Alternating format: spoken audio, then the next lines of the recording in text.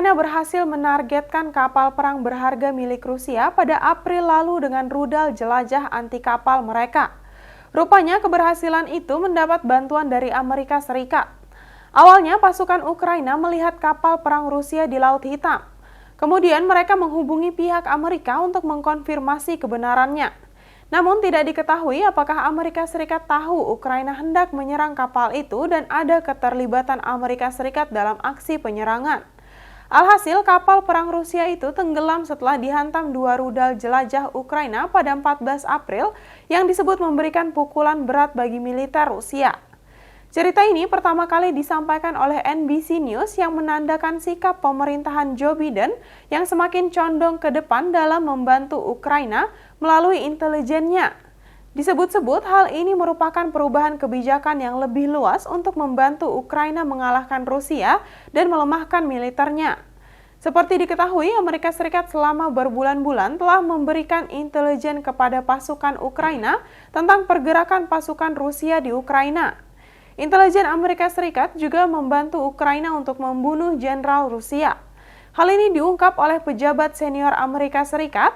Bantuan penargetan dari Amerika Serikat adalah bagian dari upaya rahasia pemerintahan Joe Biden untuk memberikan intelijen medan perang real-time ke Ukraina. Intelijen itu juga mencakup antisipasi pergerakan pasukan Rusia, di mana menurut Amerika Serikat, Moskow mempunyai rencana pertempuran rahasia di wilayah Donbas di Ukraina Timur. Para pejabat menolak untuk merinci beberapa banyak jenderal yang tewas akibat bantuan Amerika Serikat. Namun sejauh ini, pejabat Ukraina melaporkan pihaknya telah membunuh sekitar 12 jenderal Rusia di garis depan. Amerika Serikat telah berfokus pada penyediaan lokasi dan rincian lain tentang markas bergerak militer Rusia yang sering berpindah-pindah. Dukungan intelijen Amerika Serikat untuk Ukraina memiliki efek yang menentukan di medan perang, mengkonfirmasi target yang diidentifikasi oleh militer Ukraina dan mengarahkannya ke target baru. Pemerintah telah berusaha untuk merahasiakan sebagian besar rahasia intelijen medan perang karena takut itu akan dilihat sebagai eskalasi dan memprovokasi Presiden Rusia Vladimir Putin ke dalam perang yang lebih luas.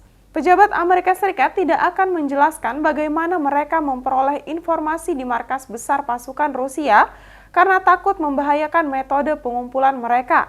Ditanya tentang intelijen yang diberikan kepada Ukraina, John F. Kirby, juru bicara Pentagon, mengatakan mereka tidak akan berbicara secara rinci tentang informasi itu. Akan tetapi, Kirby mengakui bahwa Amerika Serikat memberi Ukraina informasi dan intelijen yang dapat digunakan untuk membela diri. Jangan lupa follow Instagram, Facebook, dan YouTube kami untuk terus mengikuti perkembangan terkini berita Banjarmasin Post.